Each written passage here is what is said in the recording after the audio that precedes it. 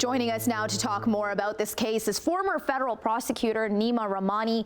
Thank you for joining us, Neama. Thanks for having me.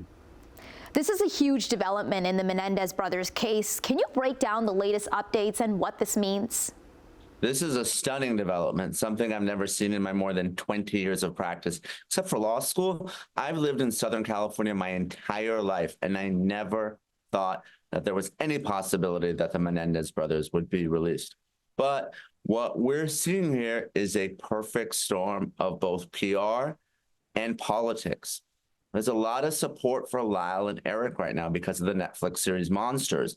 And we have a district attorney who has been criticized for being soft on crime, who's in the middle of a highly contested election in less than 2 weeks. And releasing the Menendez brothers makes for good politics.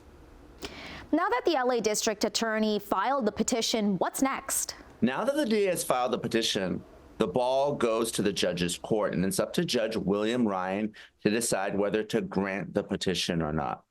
If he does, then the case will move to the parole board for reasons that I'll explain. But he can also deny the petition because he believes that the brothers pose an unreasonable risk to the public.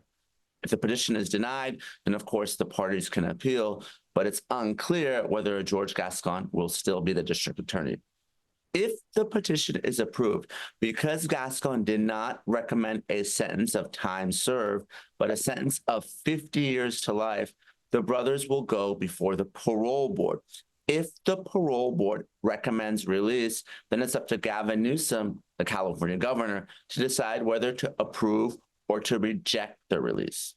Importantly, even though the brothers may be sentenced to 50 years to life, because they were under 26 at the time of the murders under California's youth offender statute, they're eligible for parole as early as 25 years. And of course, they've already served 35.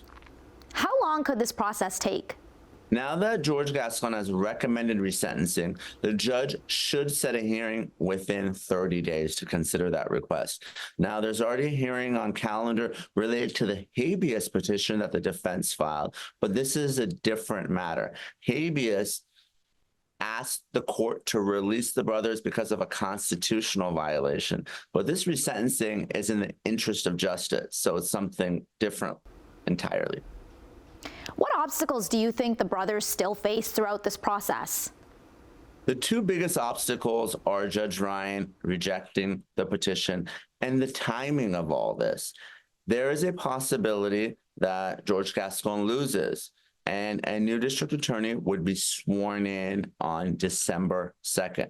That district attorney would be Nathan Hochman, and he hasn't come out one way or another in support or in opposition to this resentencing petition. But of course, he can certainly reverse anything that George Gascón does if the brothers aren't released or the petition isn't granted before he takes office.